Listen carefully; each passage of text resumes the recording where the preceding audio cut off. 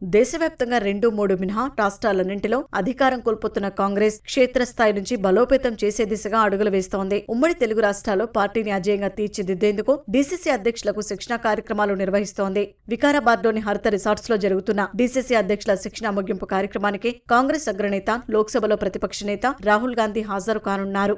ఉదయం ఢిల్లీ నుంచి హైదరాబాద్ విమానాశ్రయానికి రాహుల్ గాంధీ చేరుకోనున్నారు. అక్కడ సీఎం రేవంత్ రెడ్డి, పీసీసీ అధ్యక్షుడు మహేష్ కుమార్ గౌడ్ తదితరులు రాహుల్ కు స్వాగతం పలకనున్నారు. అక్కడి నుంచి హెలికాప్టర్లో వికారాబాద్ చేరుకోనున్నారు. ఉదయం నుంచి సాయంత్రం వరకు హరిత రిసార్ట్స్ లో డీసీసీలకు పార్టీ సిద్ధాంతాలు, అనుసరించాల్సిన వ్యూహాలపై మార్గనిర్దేశనం చేయనున్నారు. సమావేశంలో పీసీసీ చీఫ్ మహేష్ గౌడ్, రాష్ట్ర ఇన్ఛార్జి మీనాక్షి నటరాజన్, ఉప ముఖ్యమంత్రి భట్టి విక్రమార్క, మంత్రులు తదితరులు పాల్గొననున్నారు.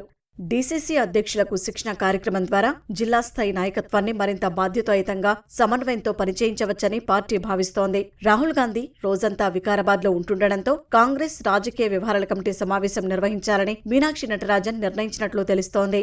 రాహుల్ అంగీకరిస్తే వికారాబాద్ అనంత పద్మనాభస్వామి డిగ్రీ కాలేజీ ఆవరణలో సమావేశం జరగనుందని కాంగ్రెస్ వర్గాలు చెబుతున్నాయి. పీఏసీ చైర్మన్ మీనాక్షి నటరాజన్ అధ్యక్షతన జరిగే సమావేశంలో రాహుల్, సీఎం రేవంత్ రెడ్డి, పీసీసీ అధ్యక్షుడు మహేష్ గౌడ్ ముఖ్య అతిథులుగా పాల్గొననున్నారు. ఈ సమావేశంలో ప్రస్తుత రాజకీయ పరిణామాలు, పార్టీ బలోపేతం, రాబోయే ఎన్నికల వ్యూహాలు, రాజ్యసభ అభ్యర్థుల ఖరారు వంటి అంశాలపై చర్చించి అవగాహనకు రానున్నట్లు తెలుస్తోంది.